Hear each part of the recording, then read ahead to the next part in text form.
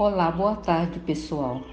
Eu, Dorca Guimarães Soares, escritora e psicóloga no CAPS Esperança, estou refletindo com vocês há alguns dias sobre o tema quando chegam as adversidades da vida.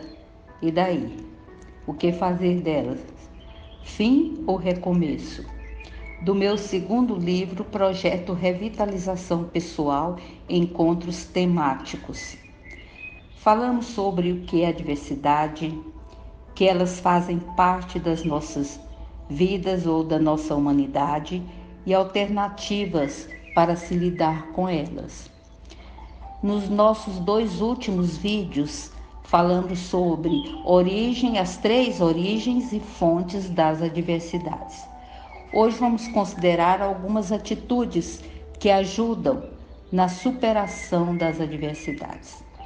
Bem, já que não é possível passar pela vida sem a sua presença no nosso cotidiano, no mínimo é importante que levantemos, entre tantas, algumas atitudes ou alguns fatores como suporte para o seu enfrentamento. Como disse alguém, a dor e a morte são partes da vida. Ao rejeitá-las, estaremos rejeitando a própria vida. Podemos pensar em atitude como sendo um sentimento que se manifesta por meio de um comportamento. E um comportamento que é gerado pela pela existência de uma necessidade. Não há por que fazer uma mudança, a criar uma atitude para mudar alguma coisa, se não se percebe uma necessidade real. Então, as raízes dessa atitude, elas são internas, porque são as nossas necessidades, as nossas percepções internas. Mas os frutos são externos, porque elas serão socializadas através de ação, através do comportamento. Então, nós vamos falar sobre 4 fatores ou 4 atitudes que ajudam na superação da presença da adversidade, quando elas surgem. Primeiro, é a conscientização e aceitação da adversidade como sendo inerente à condição humana. Ela já vem imbricada na nossa condição. Aceitá-la é um caminho para o desprendimento, para a reestruturação e alternativas para seguir o curso normal da vida. Wolff diz que tentar eliminar o desconforto que qualquer perda ou adversidade traz, estaremos tentando criar um mundo irreal que não existe. O segundo é reconhecimento de vivências e emoções originadas da adversidade, evitando assim a paralisação produzida pelo medo, desfocando do problema e do passado se suas memórias são incapacitantes para criar alternativas de superação. Então, é estar observando toda a nossa vivência, experiência de vida e todas as nossas emoções despertadas em meios a adversidades, para que possamos evitar o medo que surge no meio da adversidade. No momento que estamos passando agora, por exemplo, ao ligarmos aí, as nossas televisões, a mídia, é uma comunicação que transmite medo, desesperança, é uma calamidade, parece que sem solução e sem fim, muito longe e diferente de uma comunicação, não violenta.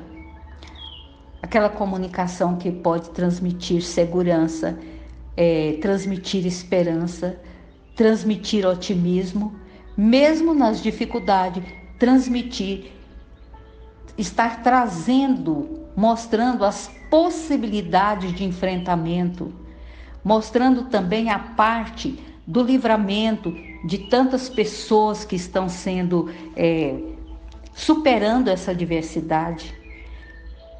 Então, nós devemos nos afastarmos, tirar o foco daquilo que produz o medo exagerado, o medo doentio, o medo patológico, que termina imobilizando-nos, termina tirando de nós toda a força, toda a energia, toda a fé, toda a garra, todo o espírito de luta. Como nós podemos fazer isso? Construindo ou ampliando os nossos recursos internos para fortalecimento da nossa musculatura emocional, da nossa coragem, da nossa disciplina, que terminam gerando competência para gestar, para administrar a situação. Como? Nós podemos ler bons livros. Para quem gosta, a Bíblia Sagrada, ela é um livro altamente edificante. Eu, por exemplo, gosto muito, sinto edificada. A leitura me traz paz, me traz confiança, me traz a noção, o sentimento de que realmente eu sou dependente de Deus e que Ele é capaz de propiciar aquilo que nós não podemos, aquilo que nossa humanidade não pode, né? Ele vai além do sentido, é um sentido de vida que nós não produzimos. Então, focar em atividades prazerosas que nós gostamos de fazer, focar no cuidado com o outro, porque aí nós desfocamos da nossa condição, às vezes da nossa miséria, às vezes do nosso sofrimento, e passamos a perceber, a ver que o outro também está sofrendo, que o outro também precisa, e muitas vezes vamos descobrir que a nossa dificuldade, a nossa adversidade, ela está amena do que do outro, e isso nos dá uma força de luta. Isso é comprovado nos grupos que nós trabalhamos, é comprovado nas nossas vidas. Outra coisa é a construção e ampliação de recursos externos, buscando uma rede social de apoio, de suporte. Às vezes essa rede é na própria saúde, essa rede naquela instituição religiosa que a pessoa participa, num grupo de amigos, utilizando de vínculos já estabelecidos e vínculos confiáveis.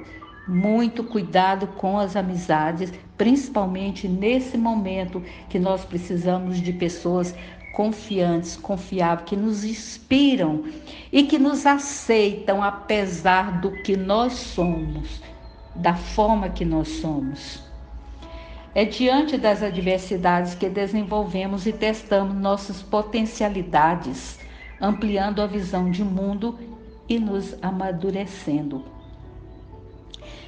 Hoje eu fiz alguns atendimentos, né, a nível escuta individual, e eu percebi, nos todos os atendimentos que eu fiz, eu não percebi o sofrimento tanto pela dramaticidade da saúde.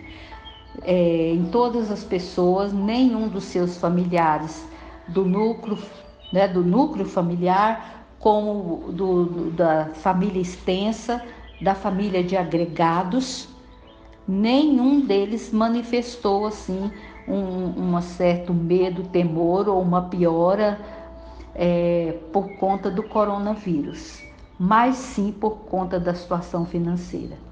Pessoas que estão sem trabalho, perderam emprego, quando passar tudo isso não tem certo para onde voltar. Outros tiveram que abrir mão do salário e estão em casa sem ganhar esse dinheiro. Está faltando comida em casa, não tem como pagar. Aqueles que pagam aluguel não estão tendo condições de pagar. Fazer os pagamentos de água, de luz, uma coisa que todo mês tem aquilo para ser pago. e a preocupação deles é essa preocupação econômica. Então, e aí eu fiquei pensando, realmente a crise que nós estamos vivenciando, pelo menos, no mínimo, tem 3 focos, 3 áreas, 3 abrangências. Uma crise política sem visualização de solução, uma crise econômica que nós não temos nem a noção da profundidade dessa crise e ainda onde ela vai chegar, onde ela vai nos levar, e essa crise na saúde. Então, hoje as famílias, as famílias vocês estão passando no mínimo por essas 3 crises e que elas são geradoras de outras crises. Não fica, uma vai gerando a outra, né? E a nossa esperança, a minha esperança, o meu desejo é que a nossa fala, esta conversa de hoje, sirva para você nesse momento. Que seja útil, que lhe seja propícia e que que nós possamos atravessar estas crises com a nossa vida sem sofrer aqueles abalos profundos, que nenhum de nós venhamos desistir da vida, mas ter condições e buscar recursos, alternativas para enfrentá-la. Que Deus abençoe a cada um e a cada família de vocês. Amém? Até a próxima.